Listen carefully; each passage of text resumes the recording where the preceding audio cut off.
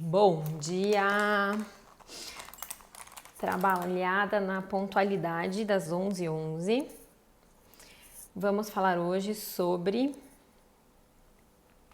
fotoproteção na infância. Gente, pensa num assunto que tem coisa, hein? Tem muita coisa para falar. Então, eu vou até fixar aqui, a gente já vai começar. Essa aulinha vai ficar gravada, lembrem. Assistam. Fotoproteção. Assistam depois, com calma, com o tempo. Fixar comentário. Maravilha. Mas eu já vou começar, que é porque tem muita coisa. Olha, haja coisa para falar com vocês. Então, assim, traremos temas polêmicos, porque fotoproteção na infância é relativamente polêmico, principalmente para quem não estuda o assunto, né? Para quem leu uma coisinha e acha que já sabe tudo, aí a pessoa fica mais desinformada ainda. Se o som estiver ruim, que eu acho que meu brinco às vezes está batendo aqui, avisem aqui embaixo, tá? Então, fotoproteção na infância, gente, por que o tema é longo, tem bastante coisa? Porque não dá pra gente chegar e só começar a falar, os fotoprotetores, blá, blá, blá, a gente tem que contextualizar muita coisa, tá? Então, vamos começar? Aqui, a gente vai trabalhar com o embasamento científico, então, se vocês tiverem dúvida, podem perguntar, mas, assim, tudo foi cientificamente embasado. Depois posso mandar os artigos para vocês. Entrem lá no grupo do Telegram, que está no link aqui da bio, que daí vocês vão receber alguns artigos que eu usei, que achei interessante para falar com vocês aqui. Então, para a gente começar, o sol não é vilão, tá? Então, o que a gente tem que entender? Existe uma linha, um bom senso no meio da linha. No extremo da linha, tá? Estão as pessoas que acham que o sol é 100% vilão, e no outro extremo está que o sol, a gente tem que tomar sol no meio do dia, sem protetor solar, todo dia, entendeu? A gente não precisa estar em nenhum dos dois extremos, a gente pode transitar aqui no meio, que é a linha do bom senso. Então é isso que eu vou tentar conversar com vocês. O sol, ele não é vilão, eu sou dermatologista, eu não vou falar isso pra vocês, olha, a não ser que isso é um estudo muito louco, dificilmente vocês vão me ver falando que o sol é vilão, porque ele não é vilão. A gente sabe que ele é essencial em vários processos do nosso organismo, no sono vigília. Então, as crianças que não veem o sol muitas vezes trocam o dia pela noite. A gente mesmo, né? Não é só criança, que aqui é dermatopede. Liberação de hormônios relacionados com o bem-estar, a síntese da vitamina D, que é o que é mais polêmico na questão da exposição solar e da fotoproteção, que eu vou falar no finalzinho. Quem quiser saber vai ter que ficar até o finalzinho, ou vai ter que assistir essa aula gravada até o finalzinho. O que a gente vai ter que falar também, contextualizar? Existe o sol, nem tudo na radiação solar é maléfica, traz prejuízo. A gente vai ter que entender um pouquinho o que é a radiação solar. Então, a gente pode dividir a radiação solar em luz visível, ultravioleta e raios infravermelhos. A luz visível é a luminosidade, é o que a gente vê, né? Então, o sol raiou hoje em Sorocaba, até anotei aqui para vocês saberem, às 6h14. E ele vai se pôr às 18h18. Então, desde as 6h14 até as 18h18, a gente tem luminosidade, então a gente tem luz visível. Quando a gente fala de radiação ultravioleta, a gente está falando principalmente em radiação ultravioleta A, B e C. C. Então, existe a radiação ultravioleta C, que é a mais tóxica, a mais nociva, só que ela é filtrada pela atmosfera, mais especificamente pela camada de ozônio. Aí envolvemos a primeira polêmica do dia, né? A do buraco da camada de ozônio. Então, eventualmente, algumas regiões da Terra, e se a gente continuar desse jeito, muitas regiões da Terra, podem aí começar a sofrer com as radiações ultravioleta que não estão sendo adequadamente filtradas. Por hora, o que a gente vai guardar? Radiação ultravioleta C é filtrada pela camada de ozônio. Aí sobrou, então, ultravioleta A e ultravioleta B. Ultravioleta A, a gente pode dividir em longo e curto, e ultravioleta B, ela é aquela que é mais intensa no meio do dia, das 10 às 16. Ela não penetra tão fundo na nossa pele, ela fica na epiderme, que é essa camada aqui, laranjinha mais escura, a camada mais superficial, a camada onde não tem vasos sanguíneos. E ela é filtrada pelos vidros das janelas, os vidros dos carros.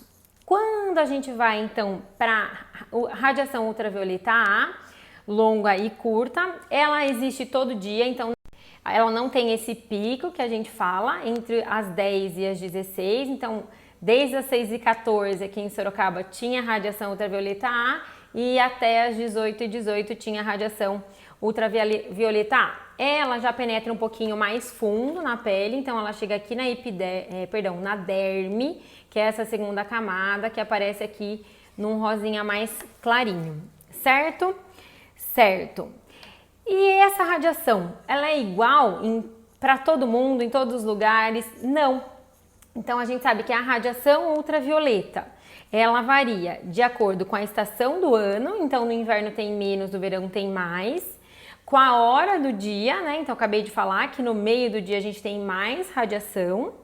Com a localização geográfica, então imagine que os países da linha do Equador têm mais radiação do que os países subtropicais, por exemplo. E, eventualmente, a condição da localização. Eventualmente, por quê? Porque aí a gente vou falar um primeiro mito. A gente sabe que nuvens e poluição conseguem filtrar um pouco da radiação ultravioleta. Grifa aí, um pouco, gente. É aí que vem a velha história do mormaço também queima, né? Por quê? O que a nuvem ela consegue filtrar bastante? A luz visível, mas ela não filtra muito a radiação ultravioleta. Dessa forma, os pacientes, as pessoas, né? Hoje são pessoas, são pacientes. As pessoas vão para a praia, vão para a piscina no dia de mormaço e elas não passam protetor solar. O que vai acontecer? Elas também vão ter risco de queimadura solar. Por quê? Porque a nuvem e a poluição, elas podem infiltrar parte da luz visível, fica aquele dia cinza, mas a radiação ultravioleta ela não é completamente filtrada pela nuvem e pela poluição. Então não se engane, você que mora em grandes cidades e acha que pode não usar protetor solar. E você que vai para a praia no mormaço e acha que pode não usar protetor solar. Outra reflexão que a gente tem que trazer aqui sobre a localização é quanto à reflexão. Então, algumas superfícies têm a capacidade de refletir os raios e a gente inclui aí a areia e a neve. A neve reflete muito mais e daí é outro ponto, né? Que a gente aqui brasileiro, que não está acostumado com neve, daí a gente vai viajar, vai esquiar em algum lugar e não passa protetor solar. Por quê? Porque tá frio, né? Vai passar protetor solar para quê? Lê do engano. Então, no inverno também tem radiação, menos, mas tem. E a neve, ela consegue refletir até 90% dos raios da radiação ultravioleta. Então, pode queimar o rostinho se não passar protetor solar num lugar que tenha neve. Certo? Então, a gente situou aqui por que a gente vai falar sobre fotoproteção, principalmente da parte da importância dos raios ultravioleta, quais são os malefícios que eles causam, então o que eles podem causar? Principalmente o UVB, que é aquele que penetra mais superficialmente, a queimadura solar. A queimadura solar, gente, ela tem sido um grande vilão aqui nos estudos que eu vou mostrar para vocês. Então vamos separar as coisas. Eu não falei que é o sol que é o vilão, mas a queimadura solar, ela tem sido um grande vilão nos estudos que eu vou falar para vocês, porque elas têm aumentado o risco de câncer de pele, inclusive o câncer de pele melanoma, que é o mais letal que a gente tem na dermatologia. O que mais que a radiação ultravioleta pode causar? Envelhecimento cutâneo, e ela pode causar inclusive piora, manchas, né? E piora de algumas condições, por exemplo, lúpus eritematoso sistêmico, que é uma doença de pele agravada pela exposição solar, ela vai piorar com a exposição solar. Então, mas isso aí a gente não vai nem entrar nesse assunto aqui hoje, né? A gente vai focar na proteção visando evitar câncer de pele na idade adulta. E daí qual que é a diferença? Agora a gente vai para uma segunda etapa. Qual que é a diferença da pele da criança para a pele do adulto, visto que a gente tem avaliado nos estudos que os riscos de queimadura solar são muito mais intensos na infância e na adolescência do que na idade adulta. O que acontece que as crianças são mais suscetíveis?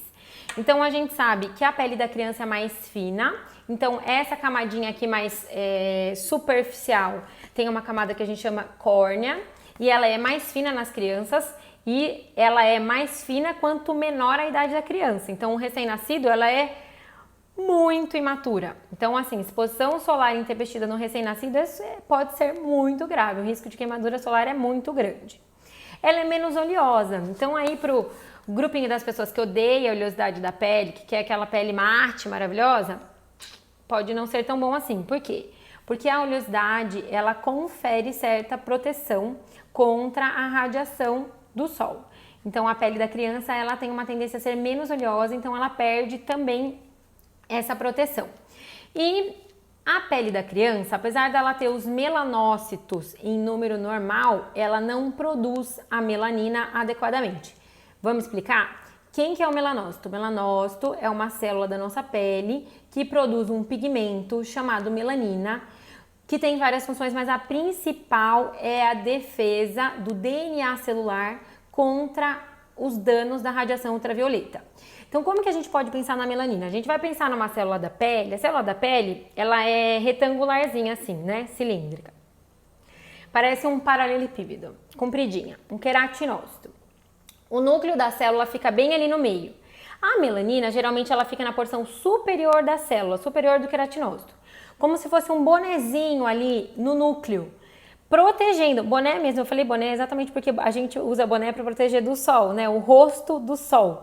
Então, ela fica protegendo ali o DNA celular. Então, ela faz, uma das principais funções dela é exatamente essa proteção do DNA contra os danos da radiação UV. E as crianças, apesar delas terem os melanócitos em quantidade normal, ou seja, estão todos lá, eles não estão ainda produzindo a melanina na quantidade ideal, né? A quantidade igual a de um adulto. Então, essas são as razões para a pele do bebê, para a pele da criança ser mais suscetível às queimaduras e aos danos da exposição solar intempestiva. Os estudos apontam que até 50% da radiação nociva, então daquela radiação que pode causar câncer de pele, a gente vai ter na infância e na adolescência, não vai ter na idade adulta. E isso nos abre os olhos para a importância da fotoproteção na infância, porque talvez seja aí, na infância e na adolescência, que é quando a gente tem a oportunidade de proteger a nossa criança de ser um adulto com câncer de pele. Então, aí que fica o primeiro questionamento, né? A primeira parte mais importante da aula.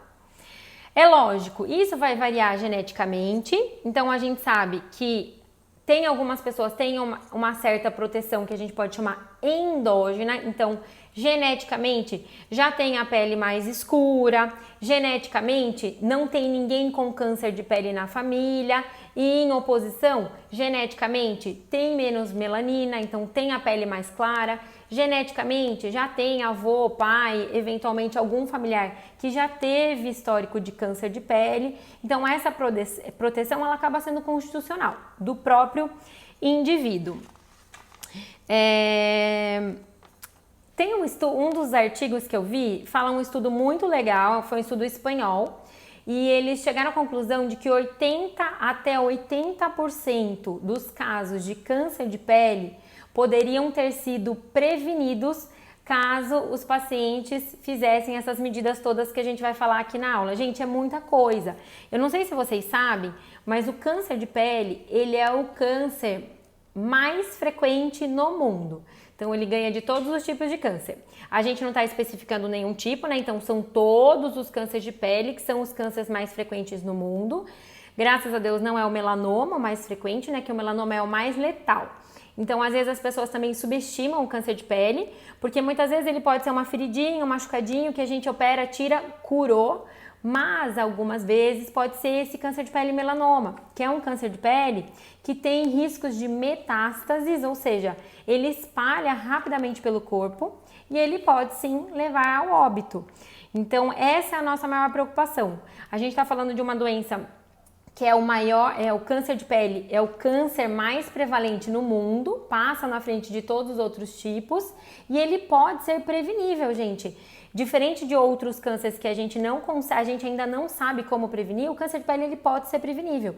E eu achei sensacional esse estudo que mostrou que até 80% dos casos poderiam ter sido prevenidos. E tem uma outra questão também que a gente tem que saber, é que a exposição solar crônica, ou seja, muita exposição todos os dias, a gente sabe que a radiação ultravioleta ela tem um potencial imunossupressor, ou seja, ela diminui a imunidade, no caso local, né, da pele. Então a gente também não sabe a longo prazo o que isso pode significar em matéria de resposta imunológica na pele da criança que foi cronicamente exposta ao sol. Vocês estão entendendo que eu estou falando algumas palavras, né? Então, exposição intempestiva e cronicamente exposta ao sol. Por que eu estou citando tanto essas palavras? Porque eu quero transitar nessa linha que eu falei para vocês, no meio, né? Na linha do bom senso. Então, eu não estou falando que a criança não pode ser exposta ao sol nunca. Eu estou falando que ela não deve ser cronicamente exposta ao sol. Então, pega bastante sol todos os dias. E nem que ela deve ser exposta de forma intempestiva, que é aquela criança que não pega sol nunca, só que quando ela vai para a piscina, para a praia no domingo, no sábado, ela fica o dia inteiro exposta ao sol. Então, são essas nuances que a gente vai discutir aqui na aulinha hoje, tá? Falamos então das particularidades da pele da criança e dessa certa fotoproteção endógena, né, constitucional que a gente tem. Vamos falar então da fotoproteção exógena, que é o objetivo principal dessa linha de hoje. A gente pode dividir em duas formas, né? Medidas de fotoproteção física e os fotoprotetores químicos, né? Os produtos propriamente ditos. Então, quando a gente fala de medidas de fotoproteção, a maioria dos guias, né, dos guidelines atualmente recomendam algumas coisas, são bem consensuais. Evitar a exposição solar no meio do dia. Esse no meio do dia vai variar de acordo com a sua localização. Então, tem país que recomenda evitar das 9 às 3, tem país das 11 às 5. A gente aqui no Brasil costuma utilizar das 10 às 16. Então, evitar ao máximo expor a criança ao sol das 10 às 16 horas. O que você vai fazer nessa hora então? Você vai levar a criança para a sombra, e aí a gente vai ter que fazer um adendo do guarda-sol, porque nem todo guarda-sol filtra adequadamente os raios, a radiação ultravioleta. É igual a história da nuvem e da poluição. Então a gente sabe que o tecido de lona e de sarja são os que melhor protegem, né, melhor bloqueiam a radiação ultravioleta. Em compensação, o nylon, ele confere pouca proteção. Então, a pessoa que está no guarda-sol de nylon, ela tem que tomar outras medidas além de ficar só na sombra, porque ela pode também se queimar.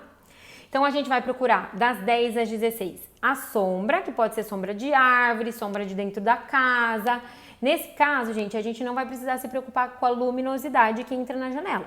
Então, é aí que eu falo também da linha do bom senso. A gente não precisa ficar paranoico de que das 10 às 16 dentro de casa, só pela luminosidade, a criança precisa passar o protetor solar, tá? Por que eu tô falando da criança? A gente vai só falar da criança. Porque eu não tô falando de adulto que trata mancha, que fez procedimento estético, nada disso, que trata câncer de pele, nada disso, a criança. Então, das 10 às 16, a criança dentro de casa, a gente pode ficar mais tranquilo quanto à luminosidade que entra da janela, que ela acaba não sendo nociva. Porém, a exposição solar nesse período pode sim ser nociva. Então, a gente vai evitar a exposição solar direta, a gente vai procurar sombra de guarda-sol feito de lona ou de sarja, sombra da árvore, sombra da casa mesmo, né, da alvenaria. A gente vai procurar roupas que tenham proteção ultravioleta, boné, chapéu que tenha proteção ultravioleta.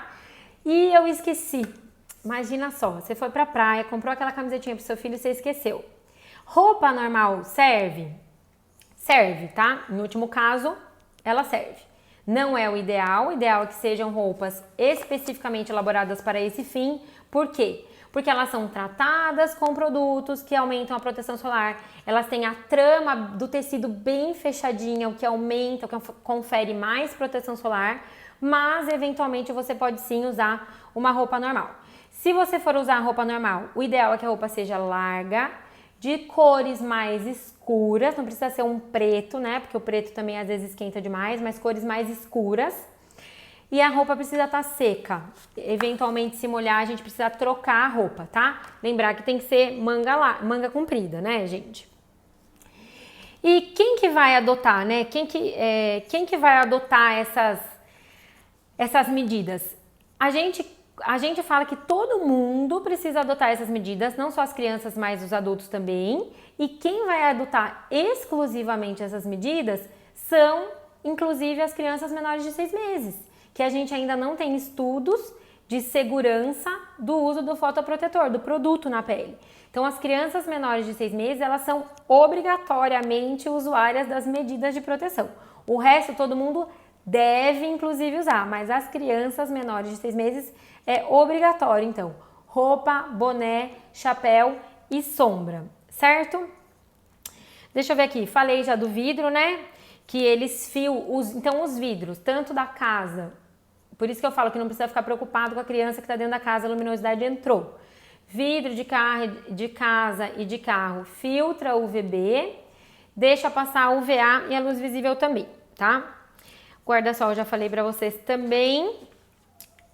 Acredito que das medidas eu já falei todas. Vamos agora então para os fotoprotetores, os produtos propriamente ditos, tá? Então os produtos, eles têm vários mecanismos de ação. Para a gente resumir e entender melhor, eles podem ser por absorção do raio UV ou por reflexão e dispersão do raio UV, tá? Eles já são usados, os protetores solares já são usados há muito tempo, há quase 100 anos, né? Desde 1930. Tem muitos que já são muito seguros, tem outros que já foram muito demonizados por causarem muita reação na pele. Hoje em dia, cada vez mais eles são mais modernos e menos inertes com a pele, né? Menos chance de absorção sistêmica, menos chance de reação alérgica. E a efetividade do produto vai depender do uso correto do mesmo. Então, o que é o uso correto, né? Não é colocar meia dúzia de pinguinho e espalhar. Não. A primeira parte do uso correto é a aplicação generosa do produto. Então, é muito importante que o produto seja generosamente aplicado, pelo menos 15 a 30 minutos antes da exposição solar. Então, é uma coisa que é super importante.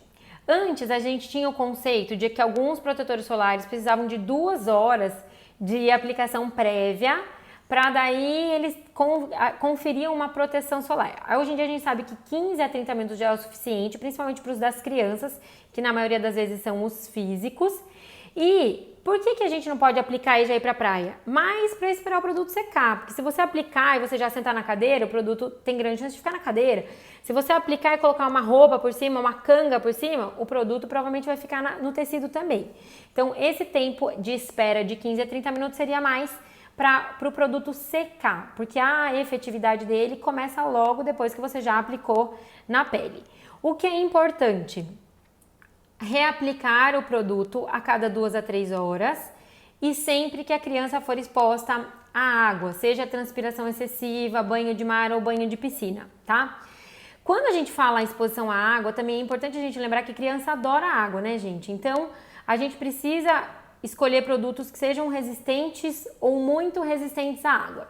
Quando a gente fala de resistência à água, a gente está falando de 40 a 80 minutos de proteção em imersão, né? Então a criança fica lá de 40 a 80 minutos sendo protegida. Gente, se a gente for pensar num final de semana, isso passa muito rápido. 80 minutos é menos de 1h30. Então, se passou o protetor solar na criança, ela entrou na piscina, 1h30 ela já não tá mais tendo proteção solar. Então teria que sair, enxugar e reaplicar o protetor solar nas crianças que são esses peixinhos aí que não saem da piscina, tá? A quantidade adequada recomendada pela maioria dos guidelines é de, vai vendo, 2 gramas por centímetro quadrado. Aí o que você vai fazer? Você vai pegar uma régua, vai medir, né, quantos centímetros quadrados tem a pele da sua criança. Brincadeira, gente. É importante vocês saberem isso para vocês entenderem que é bastante, mas é muito difícil a gente quantificar isso na prática. Na prática, o que a gente pode fazer? Existem as regrinhas da colher de chá, mas a colher de chá às vezes causa dúvidas. Será que é de café, é de sobremesa, é de chá? Então pega aí como exemplo um adulto de tamanho médio, Pega a colher de sopa que todo mundo conhece. 2 colheres de sopa para um adulto de tamanho médio. Isso ele vai conseguir aplicar no corpo todo. E a criança? Difícil, né? Cada criança é de um tamanho. Mas, se baseando nisso que eu falei, para um adulto do tamanho médio... Aliás, observe se você está passando adequadamente o produto em você. Um adulto do tamanho médio, 2 colheres de sopa de protetor solar a cada 2 a 3 horas, tá? Para criança a gente vai se baseando nisso também. Então, pode ser que muita gente, igual alguns estudos mostraram, inclusive, que até 50% das pessoas aplica o produto em quantidade inadequada. Quando a gente fala da aplicação do produto na quantidade inadequada, a gente entra, inclusive, num campo de... Pode ser que a proteção nem esteja naquele numerinho que a gente vê, que é o que a gente vai entrar agora. O que é aquele numerinho que a gente vê na embalagem? FPS, né? Fator de proteção solar. O fator de proteção solar, o que ele indica, né? Da onde que tiram aquele número? Ele indica que a pessoa pode ficar, por exemplo, FPS 30. Ela pode ficar 30 vezes mais o que ela poderia ficar para atingir a DEM, que é a dose eritematogênica mínima. O que é a DEM? Então eu, que sou dessa cor aqui transparente, se eu ficar no sol sem protetor solar, no sol do meio-dia sem protetor solar, provavelmente em 5 minutos eu vou ficar vermelha. 5 minutos, gente, sem brincadeira. O que um fotoprotetor de FPS 30 me fala? Que eu, Maria Laura, posso ficar lá no sol do meio-dia 30 vezes 5. Essa é a conferência que eu vou ter, tá bom? 150 minutos no sol com protetor 30. Mais do que isso, preciso reaplicar. Mais do que isso, preciso aumentar o meu fator de proteção solar, uns 50, entendeu? É isso que o FPS te fala. Quantas vezes a mais você pode ficar no sol para produzir um eritema mínimo? O que quer dizer um eritema mínimo? Uma vermelhidão mínima da pele. Quer dizer que já está começando a ter queimadura solar aí, meu bem. Então, foca nesse protetor solar. Isso principalmente quando a gente fala de raios ultravioleta do tipo B, tá bom? E quando a gente fala de raios ultravioleta do tipo A, que por muito tempo não tinha protetor solar pensando nele, coitado. Agora a gente tem, né? Principalmente pelo apelo estético a gente tem. Quando a gente fala em proteção solar do tipo raio ultravioleta A, a gente pode falar em PPD, não tem ainda uma regra internacional, mas a gente pode falar em PPD. O PPD ele pode ser calculado ou, para facilitar, geralmente ele é metade do FPS. Por que eu tô falando isso? Porque quando a gente tá falando de uma pessoa que tem antecedente familiar ou pessoal de câncer de pele, uma criança que tem antecedente familiar de câncer de pele ou tem alguma doença agravada pela exposição solar, que daí a gente precisa se preocupar com o raio ultravioleta A, aquela história de que protetor solar maior que 30 é balela, caiu por terra, tá? Então tem uma historinha aí, não sei se vocês já ouviram falar, que protetor solar acima de 30 não muda nada. Existe mesmo uma curva, os estudos mostram que existe uma curva que para os raios ultravioleta B, passando de 30 o FPS, o ganho em proteção é mínimo. Reparem, é mínimo, eu não falei que não é nada. Tem ganho ainda? Tem, mas é pequeno. Porém, se a gente pensar que para o PPD, para a proteção ultravioleta A, isso é pela metade, a gente está falando de um PPD de 15, gente. 15 é pouco. Então, pensando em crianças que têm a pele sensível, em pessoas que têm antecedente familiar de câncer de pele e em pessoas que têm doenças de pele agravadas pela exposição solar, por exemplo, o lúpus, a porfiria, a erupção polimorfa luz, a gente precisa pensar também no PPD. Então, precisamos de fatores mais altos do que 30, sim. Uau, quanta coisa, né? E tem coisa ainda. Aí, a gente vai entrar, então, nos tipos dos fotoprotetores especificamente. Então, a gente divide didaticamente os... uma curiosidade. Você sabe a diferença entre protetor solar e filtro solar? Então, o que a gente... Hoje em dia, a gente usa tudo como sinônimo, mas corretamente falando, protetor solar é o produto que você compra embalado e passa na sua pele. Filtro solar é a molécula que está dentro do protetor solar, que confere a proteção. Geralmente ela não é única, é uma combinação de filtros solares que estão dentro do protetor solar. Varia aí de 2 a 6 filtros, isso para garantir um amplo espectro de proteção e uma maior estabilidade dos produtos na fórmula. A gente divide didaticamente esses produtos em 2, em físicos e químicos. As perguntas eu respondo todas no final, tá, gente? Só para eu não perder meu raciocínio. Mas eu vou responder, tá? Eu vi que chegou uma. Produtos, a gente divide, então, os filtros em físicos e químicos ou inorgânicos e orgânicos, tá? Os filtros físicos e inorgânicos também podem ser chamados de minerais, tá? A maioria, tudo que a gente fala de protetor solar infantil, a maioria deles tem só físicos ou predominantemente físicos. Por quê? Porque os filtros físicos ou inorgânicos, eles acabam agindo, a proteção deles é igual eu falei pra vocês, é por reflexão e dispersão. Eles não reagem com a pele, eles têm absorção mínima pela pele, na verdade praticamente nula, né, os estudos mostram. Então eles são mais inertes, eles conseguem proteger do sol sem ter a chance de absorção sistêmica ou de qualquer outro tipo de reação cutânea. E quando a gente fala disso, né? Então, é um produto que não é absorvido, ele não reage, ele só faz uma película protetora, a gente entra num campo que é da cosmética. Os filtros físicos, eles acabam tendo uma cosmética não tão agradável quanto os filtros orgânicos. Então, ele fica mais esbranquiçado mesmo, é por isso que às vezes a gente passa, espalha na criança, tá branquinho, ele vai sendo adequado, né? E daí, às vezes, ele melhora essa capa branca, mas essa opacidade do produto é muito característica dos protetores físicos, né? Os protetores infantis acabam tendo essa cosmética que fica mais brancacento. Eles têm um amplo espectro de proteção, então os físicos, UVA, UVB e luz visível e, na maioria deles, infravermelho também.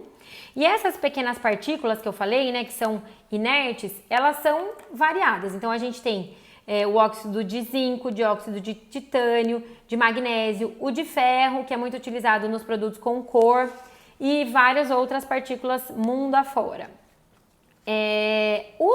Uma coisa interessante. Os produtos em stick, que ainda não são tão comercializados no Brasil, mas existem marcas, né? Então tem aquela Pink Chicks, tem da Adicus, não sei se é indicado para criança. E tem o Neutrogena Kids, que ele é fator 70. Os sticks, eles conseguem estabilizar melhor os filtros físicos no bastão, então aquele filtro solar em bastão. Eles estabilizam mais facilmente do que nos produtos líquidos. Então, para a criança, ele acaba sendo uma opção legal para você reaplicar na face. Qual que é um porém? Como eles ainda são relativamente novos, nenhum guideline fala qualquer quantidade, né? Acabei de falar para você. Um adulto usa 2 colheres de sopa de protetor solar no corpo inteiro. E o stick? Não sabemos. Tem guideline americano que fala que tem que passar 5 vezes para conferir uma boa proteção. Então, o que eu geralmente recomendo? Aplicar o protetor solar, o produto, né, em loção, em creme, no corpinho todo e fazer as reaplicações na região do rosto, que é a que fica mais exposta, né? Porque eu tô considerando que a criança de vocês vai usar roupinha de proteção ultravioleta. Fazer a reaplicação do rosto mais frequentemente com o stick, que acaba tendo esse filtro físico um pouco mais estabilizado. Falei da roupinha, agora é importante lembrar.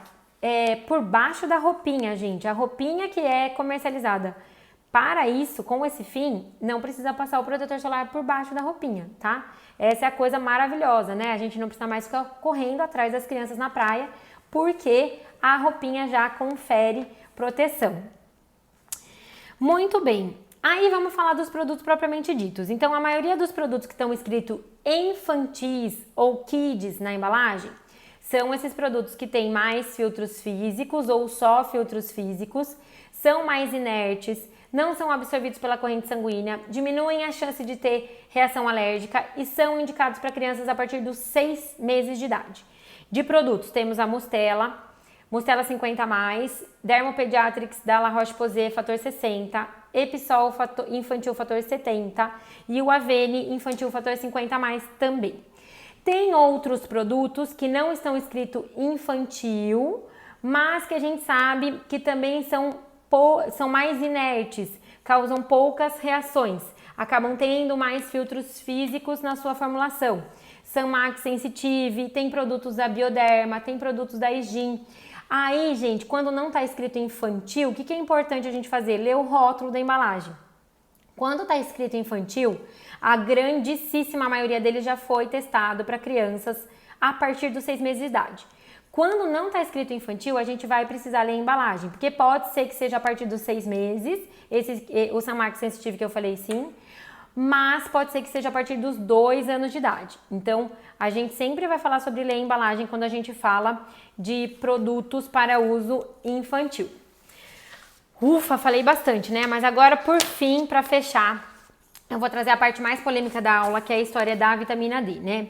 Então, tem toda essa polêmica aí de transitar nessa linha do bom senso, e a vitamina D, mas a criança não vai para o sol, e a vitamina D, faltam estudos em crianças que comprovem que o protetor solar diminui a síntese de vitamina D. Então, as crianças são pouco testadas quanto a isso. O que a gente sabe é que nos adultos, o uso do fotoprotetor diminuiu sim a síntese da vitamina D, mas não bloqueou. Ou seja, a pessoa continuou produzindo vitamina D, porém em menor quantidade, tá? Sabendo disso e sabendo dos riscos da exposição solar intempestiva, então a gente está falando de câncer de pele, a gente está falando de câncer de pele letal.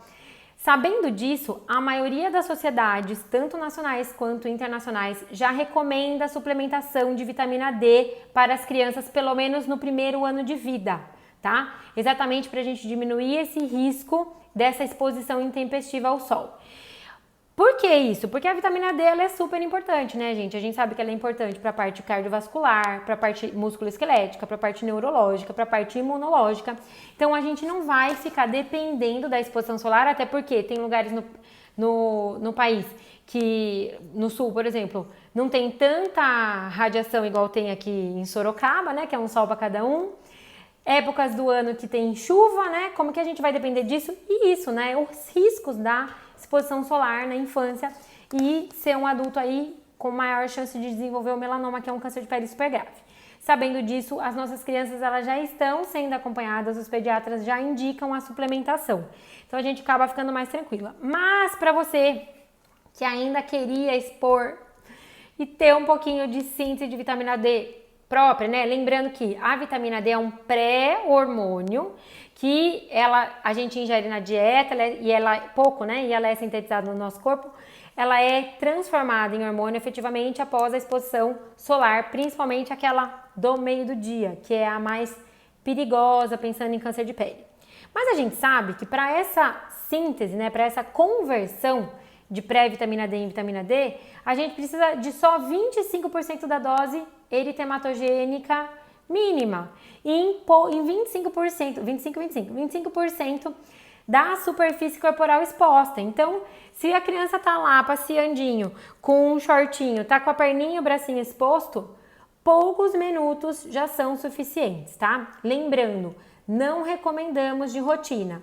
Exposição intempestiva, então a criança que vai ficar no meio do dia lá na piscina e na praia sem protetor solar, e não recomendamos a exposição crônica, ou seja, a criança que vai ficar muito tempo no sol todos os dias.